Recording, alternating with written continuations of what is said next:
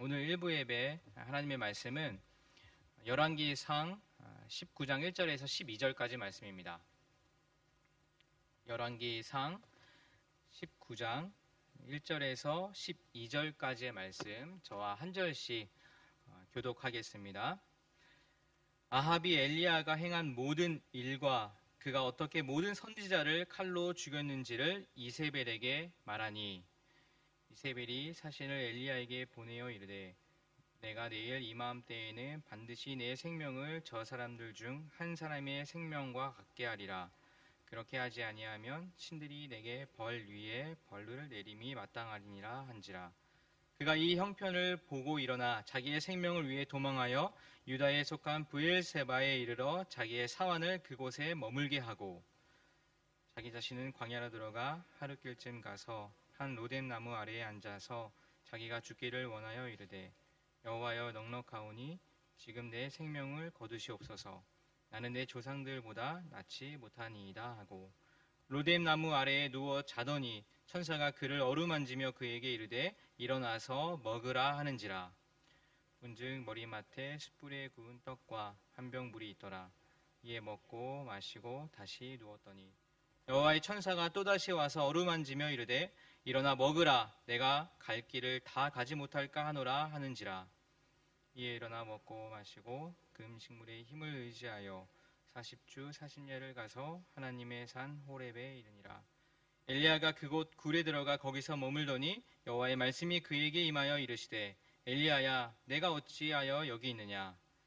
그가 대답하되 내가 만군의 하나님 여호와께 열심히 유별하오니 이는 이스라엘 자손이 주의 언약을 버리고 주의 제단을 헐며 칼로 주의 선지자들을 죽였으며 오직 나만 남았거늘 그들이 내 생명을 찾아 빼앗으라.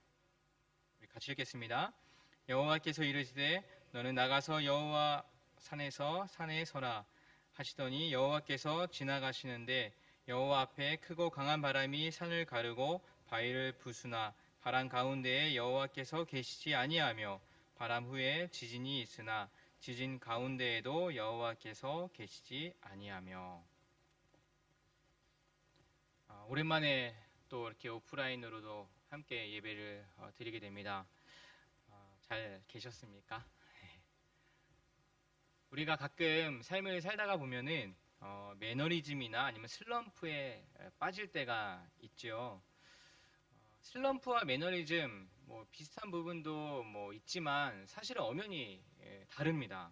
흔히들 이렇게 슬럼프가 왔다라는 말을 하게 되는데 슬럼프가 왔다라고 하는 것은 좀 잘 생각을 해보면 내가 지금까지 무언가에 집중을 했었고 또 내가 무언가에 열정을 가지고 지금까지 달려왔다라는 것을 의미하기도 해요.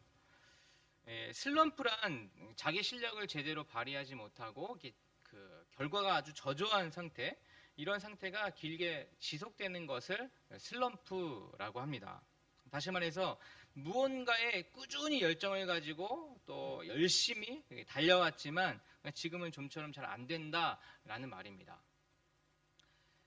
근데 이 슬럼프는 무언가 좀 집중해서 열심히 해왔다면 누구라도 그 슬럼프에 빠질 수 있다는 것입니다. 그리고 이 슬럼프를 잘 극복만 하면은 나도 모르게 또 한 단계 이렇게 성장이 이루어지는 것을 보게 되죠. 슬럼프와는 좀 다르지만 비슷한 감정의 그 매너리즘이라고 하는 것들도 있습니다. 매너리즘에 빠지다. 그 매너리즘이란 항상 틀에 박힌 어떤 일정한 방식이나 또 태도를 취함으로써 신선미와 또 독창성을 잃어버리는 그 상태. 그 매너리즘에 빠지면 열정도 잃어버리고 또 의욕도 사라지고 또 모든 것이 좀 재미가 없는 그런 무기력한 그런 상태에 빠지게 됩니다. 이 슬럼프와 매너리즘은 분명히 다르죠. 그렇지만 그 슬럼프나 매너리즘에 빠졌을 때의 그 감정, 그 기분만은 참 비슷한 면이 있는 것 같습니다. 의도치 않게 이게 슬럼프와 매너리즘에 빠지면 굉장히 힘들어집니다. 의욕도 사라지고 또 괴로워지죠. 그러다 보니까는 이제 자기 자신을 탓하기도 하고 또 어찌할 바를 모르는 그런 어려움이 찾아오기도 합니다. 제가 왜 이런 말을 드리냐면은 부끄럽게 저에게도 그런 그 슬럼프 아니 매너리즘 이런 게 찾아왔었어요. 슬럼프드 매너리즘이든 뭐 이렇게 비슷한 기분이 드는데, 내가 지금 뭐 하고 있나? 내가 지금 잘하고 있나? 이대로는 괜찮은가? 이런 고민과 함께 좀 꽤 심한 자책감에 빠지는 것 같습니다. 자책감에 빠지는 이유 중 하나가 제가 이제 갖고 있는 직업이 이제 목사이기 때문에 더더욱 그러한 것 같아요. 목사이기 때문에 하나님께 죄송하고 또 우리 교회 형제 자매들에게 죄송하고 또 가족들에게 미안하고 내가 여기서 빨리 벗어나야 하는데 근데 좀처럼 잘 되지 않는 그런 것 때문에 점점 더 자신을 탓하게 될 때가 있었습니다. 오늘 읽었던 본문 아마 여러분들 잘 아시겠지만 엘리야도 그런 기분을 느끼게 되었습니다. 본문에 나오는 엘리야도 이런 비슷한 마음을 갖게 되었어요. 엘리야는 오늘 본문 전에 엄청난 일을 행했습니다. 그 아세라와 바알의 그 선지자 850명과 자신 혼자 850대 1로 싸워서 아주 굉장히 멋진 승리를 하게 되죠. 그 바알과 아세라의 예언자들이 아무리 기도하고 막 그들이 여태까지 했던 것처럼 몸에 막 자해를 하고 피를 흘리면서 기도를 해도 그들이 쌓았던 그 재물에 불이 붙지 않습니다. 그러나 엘리야는 하나님께 기도하고 하나님만을 의지하니 그 물로 흠뻑 적신 그 제단의 재물에 불이 활활 타오르는 것을 경험하게 되죠. 엄청난 화려한 승리를 하게 됩니다. 그랬던 엘리야인데 오늘 본문을 보니 엘리야답지 않게 굉장한 그런 두려움에 쌓여 있는 것을 보게 됩니다. 왜 순식간에 이렇게 바뀌게 되었을까? 오늘 본문 2절을 한번 제가 세 번역으로 한번 읽어보겠습니다. 여러분 같이 읽어볼까요? 시작. 그러나 이세벨은 엘리야에게 심부름꾼을 보내어 말하였다. 내가 예언자들을 죽였으니 나도 너를 죽이겠다. 내가 내일 이맘때까지 너를 죽이지 못하면 신들에게서 천벌을 달게 받겠다. 아니 그보다 더한 재앙이라도 그대로 받겠다. 이세벨이 아주 독을 품습니다. 자신의 예언자가 죽은 것을 보고 그 분노를 감추지 못하죠. 그래서 내가 엘리야 죽여버리겠다. 내가 그 엘리야 죽이지 못하면 내가 신들에게 아주 천벌을 받겠다. 아니 그보다 더한 것을 받겠다. 이렇게 그냥 독을 품고 엘리야를 잡아 죽이려고 합니다. 엘리야는 그 소식을 들었어요. 그래서 엘리야가 겁이 났습니다. 그래서 살기 위해서 목숨을 건지기 위해서 유다의 브엘세바라는 곳으로 도망을 가게 돼요. 엘리야는 북이스라엘의 선지자입니다. 근데 남유다에 있는 브엘세바까지 도망갔다라고 하는 것은 굳이 설명을 하지 않아도 그가 얼마나 지금 고통스러워하고 공포에 휩싸이는지를 알 수 있는 장면이죠. 그리고 엘리야는 4절에 이렇게 고백을 해요. 자신은 홀로 광야로 들어가서 하룻길을 더 걸어 어떤 로뎀나무 아래로 가서 거기에 앉아서 죽기를 간청하며 기도하였다. 주님 이제는 더 바랄 것이 없습니다. 나의 모습을 거두어 주십시오. 나는 내 조상보다 조금도 나을 것이 없습니다. 이 갈멜살 전투에서의 그 당당한 엘리야의 모습은 온데건데 다 사라졌어요. 하루아침에 그의 그 마음의 상태가 그냥 바뀌어 버렸습니다. 그렇게 담대하며 용맹스러웠던 그 엘리야가 하루아침에 그 마음이 변한 이유가 무엇이었을까요? 바로 눈앞에 일어나는 상황을 어떤 시각으로 어떤 시선으로 보는가에 따라서 이런 결과가 생기게 된 것입니다. 이 갈멜산에서의 엘리야는 결코 눈에 보이는 것에만 집중하지 않았어요. 그가 믿고 있는 하나님께 집중을 했습니다. 신앙으로 나아갔어요. 하나님만을 붙들고 신앙을 붙들었습니다. 믿음의 눈으로 바라봤어요. 그러나 지금의 엘리야는 눈에 보이는 그 상황에 온 마음을 다 빼앗겨 버렸습니다. 보이는 상황에만, 들리는 상황에만 집중을 해버리니 어떻게 됐습니까? 마음에 불안함과 절망과 고통이 찾아온 것입니다. 저희들 같은 우리가 지금 성경을 읽고 있는 저희들 제3자의 입장에서 지금의 엘리야를 보면 좀 답답하다. 어떻게 그렇게 마음이 변했을까? 갑자기 이렇게 믿음이 떨어진 이유가 무엇일까? 저렇게 믿음이 사라져서야 되겠나라는 생각도 해보게 돼요. 그렇지만 조금 더 생각을 해보면 엘리야의 진짜 모습이 바로 이 모습이구나. 라는 것을 생각하게 됩니다. 그리고 엘리야의 저 모습이 바로 우리 인간의 참 모습이구나 라는 것도 보게 돼요. 그리고 또 엘리야의 저 모습을 보면서 저 모습이, 저 약한 저 모습이 바로 나의 모습이구나 라는 것도 보게 됩니다. 자신의 진짜 모습을 알아간다는 것, 또 그 시기, 그 알아가는 시기가 굉장히 힘들고 또 어렵고 고통스럽기도 하지만 여러분, 이 자신을 알아가는 시기가 우리의 인생에 있어서 굉장히 중요하다는 것을 우리가 보게 돼요. 왜냐하면 이 시기야말로 진짜 내가 어떤 모습인지를 보게 된다는 것이죠.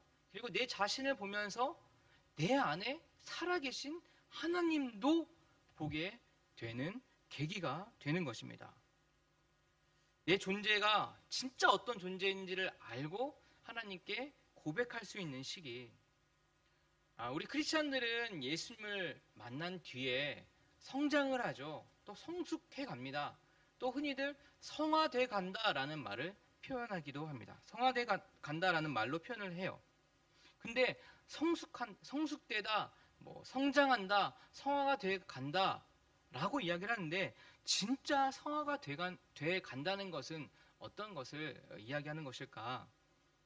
무언가 성장하고 능력도 좀 많아지고 또 생각도 깊어지고 이런 것이 발전해가는 그 모습이 성화가 돼 간다라고도 할 수 있지만 진짜 성화는요, 내가 얼마나 약한 존재이고 내가 얼마나 죄인이고 내가 정말 그 최악의 죄인이고 별 볼 일 없는 존재다라는 것을 알아가는 시간이라고도 할 수 있을 것입니다. 이게 진짜 성화돼 간다 할 수 있죠. 내 진짜 모습, 죄 중의 괴수, 그것을 알아야지만 하나님께 이러한 고백을 할 수 있습니다. 하나님, 은혜 아니면 내가 살 수가 없습니다. 하나님, 내가 은혜가 아니면 아무것도 아닙니다. 라는 고백이 나올 수 있는 것이죠. 오늘 엘리야는 이렇게 고백을 합니다. 나의 목숨을 거두어 주십시오.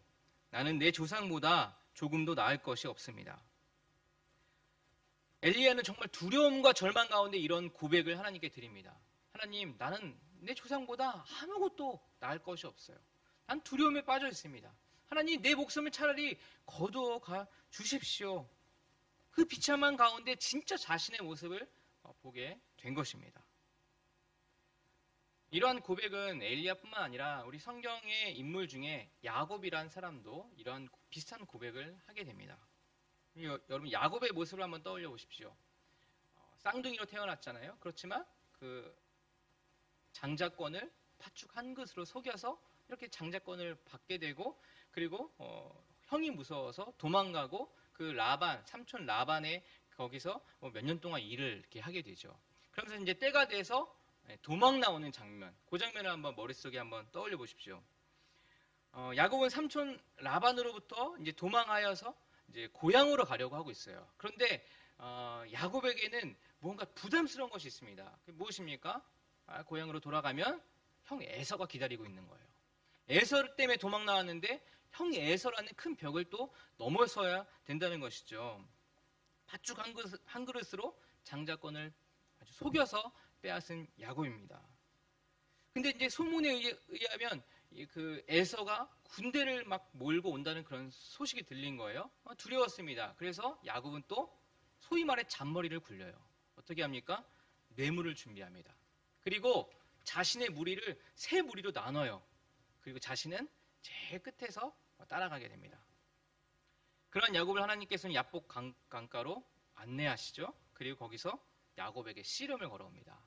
거기서 야곱은요, 씨름을 하다가 아주 치명적인 부상을 당해요. 그 허벅지 관절이 부상당하는 그런 일을 겪게 됩니다. 야곱은 굉장한 위기에 빠진 거예요.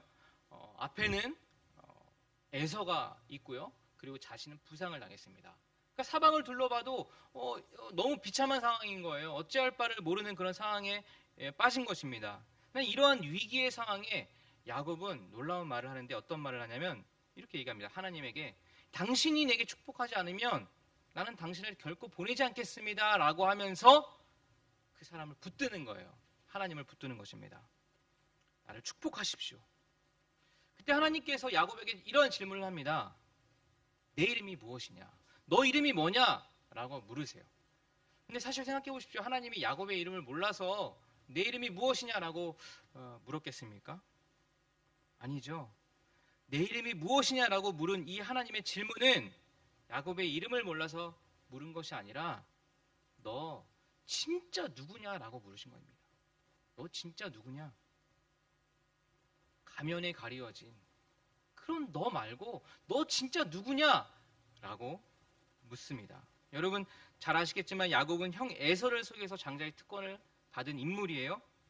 원래 장자가 아닙니다. 그렇지만 장자처럼 살아온 것이죠. 에서의 그림자로 지금까지 살아온 것입니다.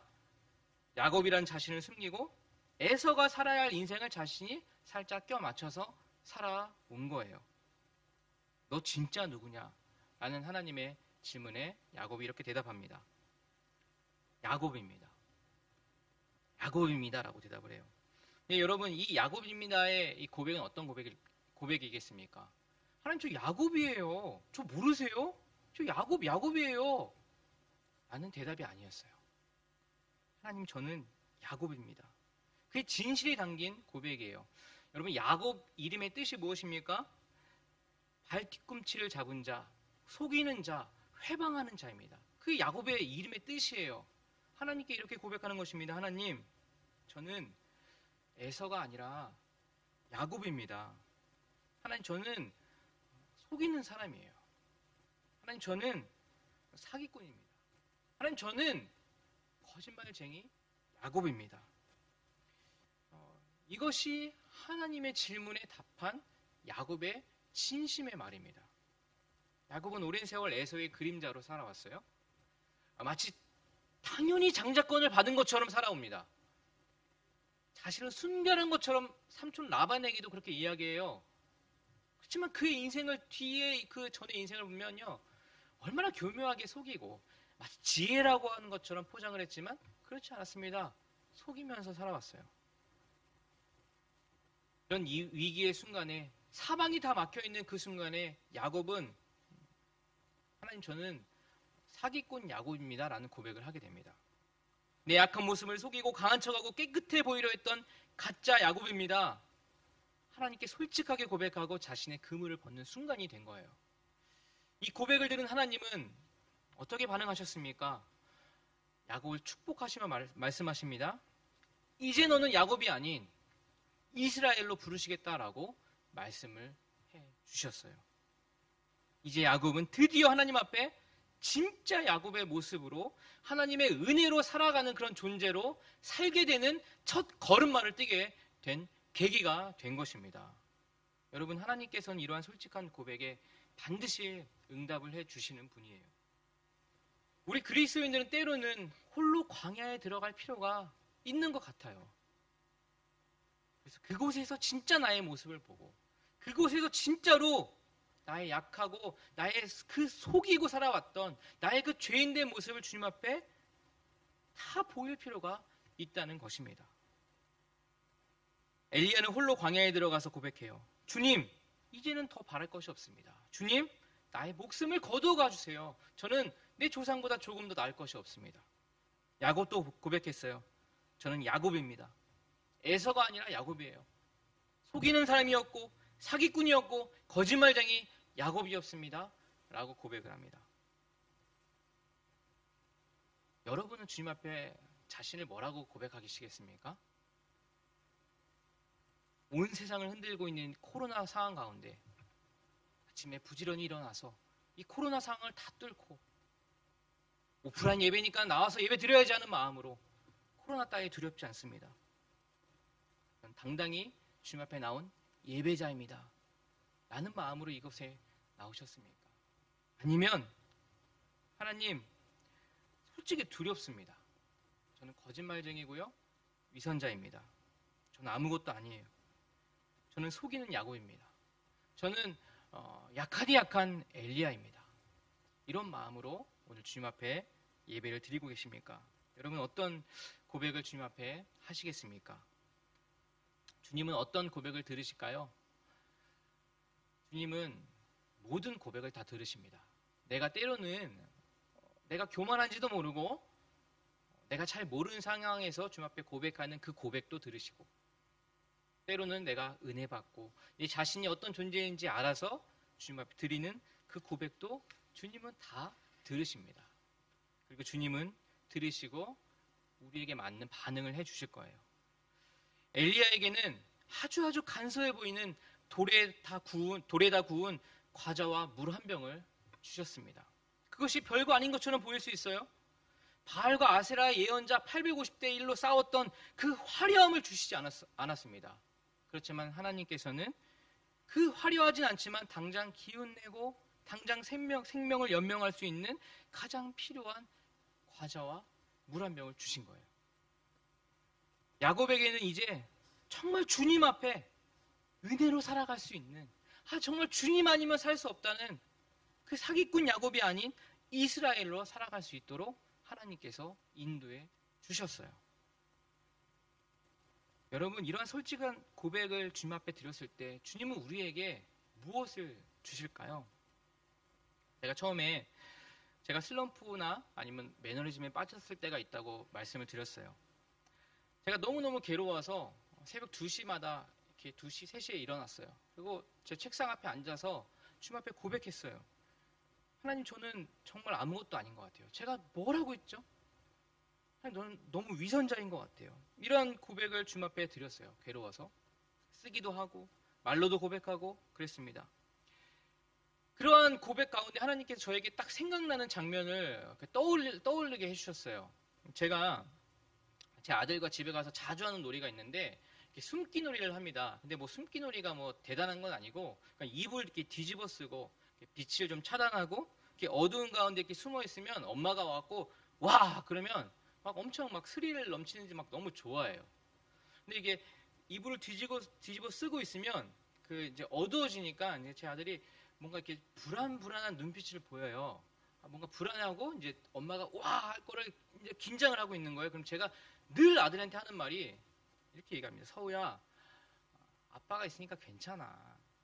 아빠가 있는데 왜 무서워해? 라는 말을 습관처럼 해요. 새벽에 책상에 앉아서 하나님께 고백했어요. 하나님, 저는 아무것도 아닙니다. 저는 위선자예요. 하나님 어찌합니까? 너무 괴로워요. 근데 하나님은 그러한 기도 가운데 이 장면을 떠올리게 해주셨어요. 아빠가 있는데 왜 무서워하니? 아빠가 있는데 괜찮아 하는 마음을 저에게 주시더라고요. 뭘 당장 해주시지 않으셨어요. 그렇다고 마음이 스킬하지 않았어요. 뭔가 눈에 보이는 어떤 화려한, 여러분들에게 뭔가 열정적으로 증거해야 할 말, 간증도 주시지 않으셨어요.